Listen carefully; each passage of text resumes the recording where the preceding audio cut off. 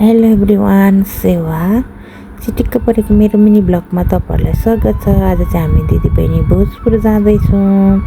यो चाहिँ हाम्रो बाटो हो। यहाँ चाहिँ अलिकति पिच छ थोरै, मानेभन्ज्याङदेखि ओरासम्म। हामी चाहिँ बैकुण्ठीदेखि भोजपुर हिँडेको दिदीबहिनी। आज चाहिँ एकदमै गर्मी छ। हामी चाहिँ ठ्याक्कै दिउँसोको 10 बजी हिँडिराखेको छौँ। अहिले चाहिँ हामी यहाँ मानेभन्ज्याङ पुग्यौँ। यो चाहिँ मानेभन्ज्याङ बजार हो, तपाईँहरूले हेर्न सक्नुहुन्छ हाम्रो मानेभन्ज्याङ बजार। आज चाहिँ हामी किन भोजपुर जाँदैछौँ भनेर अन्तिम समय हेर्नु होला, अनि थाहा पाउनुहुनेछ। हामी दिदीबहिनी जाँदैछौँ। बाटो चाहिँ एकदम अप्ठ्यारो छ क्या, कच्ची बाटो हो नि त, त्यही भएको कारणले गर्दा बाटो काहीँ चाहिँ ढुङ्गा ढुङ्गा, काहीँ चाहिँ धुलो धुलो, काहीँ चाहिँ हिलोहरू पनि छ नि त। बाटो एकदमै अप्ठ्यारो छ। उपारी ठाउँमा हामी चाहिँ पुग्नुपर्ने, धेरै टाढा छ।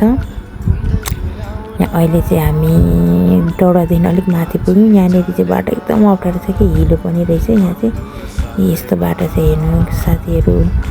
पहाडको बाटो, कच्ची बाटो, एकदमै अप्ठ्यारो हुन्छ नि त। अनि हामी चाहिँ जाँदैछौँ दिदीबहिनी। अनि यस्तो बाटो अप्ठ्यारो थियो। अहिले चाहिँ हामी डौडा पुगिसकेको छौँ। यो चाहिँ डौडा बजार हो। यहाँबाट चाहिँ उता हतगढी जान्छ र यता मानेभन्ज्याङ पनि निस्किने सो बाटो हो। हामी चाहिँ जाँदैछौँ।